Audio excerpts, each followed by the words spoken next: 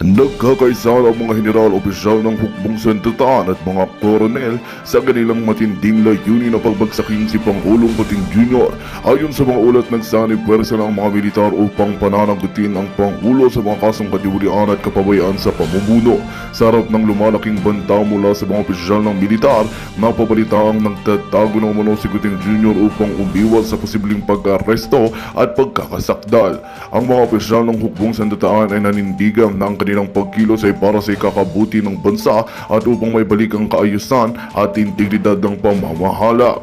Lumalakas din ang panawagan mula sa iba't ibang sektor ng lipunan para sa agarang aksyon at pagpapanagot sa mga kasalanan ng administrasyon. Habang patuloy na tumitindi ang tensyon sa pagitan ng Malacanang at mga miyembro ng militar, nag-aabang ang taong bayan kung ano ang magiging susunod na hakbang ng pamahalaan.